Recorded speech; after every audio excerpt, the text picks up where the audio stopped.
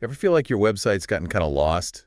Like adrift in a sea of Google results? Lost in the digital ocean. Exactly. And you're like, hey, I'm here, but crickets. The struggle is real. So today, we're diving deep into how to boost your website's visibility using this article you all sent over. Top Google ranking factors to boost your website's SEO. It's a mouthful, but it's packed with good stuff. We'll break it down, don't worry. Exactly. Now, we know you're busy running businesses down under, so no time to waste. Let's get real. Why should a small business in Australia even care about this whole Google ranking thing? It's all about being found by the right people. Imagine every time someone searches on Google. They're basically saying, I need something. Right. And the higher you rank, the closer you are to being that something they find. Especially for you folks in Australia, local visibility is key. Prime digital real estate. Got it. So this article dives straight into mobile-first indexing, which honestly... This is a game changer. Right. Think about it. When's the last time you used a desktop to search for something versus your phone? Oh, constantly on my phone. Exactly, and Google knows this. So their algorithms prioritize the mobile version of your website for ranking. So if your site's a mess on a phone... Slow loading, clunky to navigate. It's like having a shop front that's falling apart. And customers, they'll just keep on walking to the competition. Remember that cafe website we talked about? Ugh, don't remind me. Loading icons forever. That's exactly what Google wants to avoid. They want people to have a good experience and a slow, difficult website. That's a big no-no. Makes sense. So besides being mobile-friendly, what else screams, trust me, to Google? Security is huge. That little padlock icon in your browser, the HTTPS. Oh yeah, I feel naked without that padlock.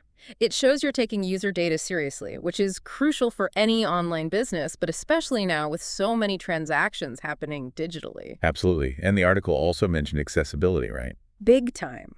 It's not just the right thing to do ethically, making your site usable for everyone, but it also tells Google you've gone the extra mile. Alt text for images so screen readers can describe them, keyboard navigation. It's like having ramps and clear signage in the real world. Everyone's welcome. Exactly.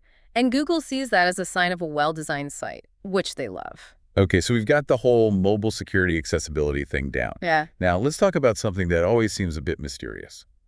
Backlinks. Think of it like word of mouth, but online. Okay, I can work with that. If a reputable website in your industry links to yours, it's like they're vouching for you. A digital stamp of approval. Exactly. And Google sees that as a sign of authority and trustworthiness. But not all backlinks are created equal. Huh. Ah, good point. It's like the difference between a rave review from a top critic versus a random good job comment. So how do you get those gold star backlinks? Think quality over quantity, guest blogging on respected sites in your niche. Providing real value so people want to link to you. Exactly. Building genuine relationships, offering something unique. It shows you're not just playing the SEO game, but actually offering something worthwhile. It's about building genuine online street cred. Exactly. And when it comes to building that credibility locally, well, that's where things get really interesting for our Aussie businesses. Local SEO. So we're talking about showing up when someone in Sydney Googles best gelato or plumber near me. You got it. It's about being the answer to those hyper-local searches. Because those are the people actually about to walk through your door. Cash in hand. And the article really zeroes in on Google My Business as the tool for this. Oh yeah, that little box on the right when you Google a business. With the photos and the hours and all. More than just a box. Think of it as your digital storefront. In the real world, you wouldn't open a shop with no sign, no hours. And cobwebs on the door handle. Exactly. Same online. Google My Business needs to be sharp. Up-to-date info, photos of your stuff, customer reviews. First impressions count, whether it's online or on the street. And so many businesses just, forget about it. They're so busy running things day to day, they neglect this free, powerful tool. Easy mistake to make. The article also stresses those location-based keywords.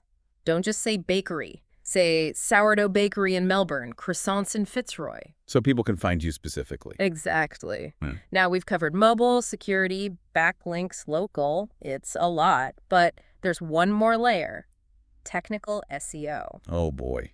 This is where I get that deer in the headlights feeling. It sounds scarier than it is. Think of it like the behind-the-scenes stuff that makes your website run smoothly for Google. Okay, so if my website's a car, this is like the engine. Kind of. The article talks about title tags, meta descriptions. Those are like the title and blurb on the back of a book. Helps you decide if you even want to pick it up off the shelf. Exactly. And then there's sitemaps, like a table of contents for your website so Google can easily find and understand all your pages. So it's all about making your website easy to read, like a well-organized library. Exactly. And the best part, you don't need to be a tech whiz to improve this stuff.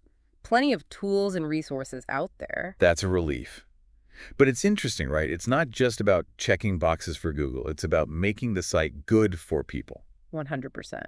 And speaking of the human side of things, this article brings up something often overlooked: user intent. Okay, getting all philosophical now. What's user intent? It's about figuring out what someone really wants when they type something into Google. So it's not just the words, but what's going on behind the search. Right.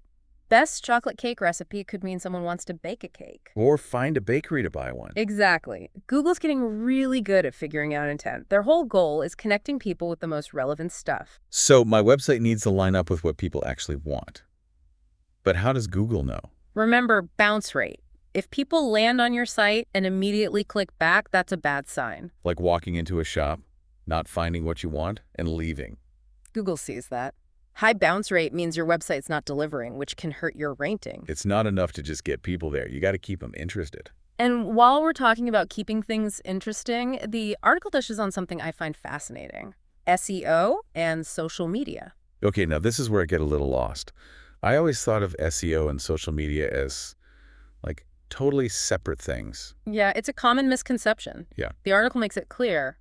Shares, likes, those aren't direct ranking factors for Google. So all those hours I spent on Instagram are all for nothing. Not necessarily. There's no direct link, but they found a pretty strong correlation. Websites doing well on social media, they tend to rank higher on Google too. Okay, so what's the deal then?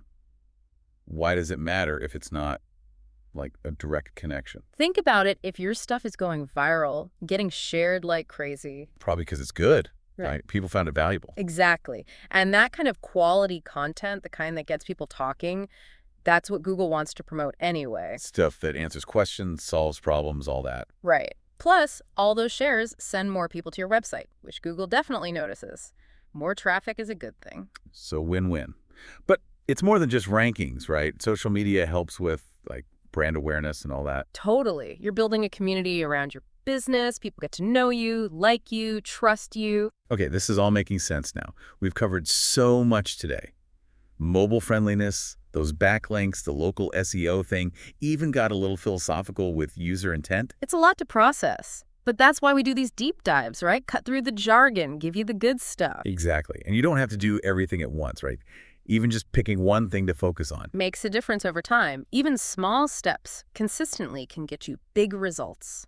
So as we wrap up here, what's your one takeaway from today? What's got you fired up and ready to take action?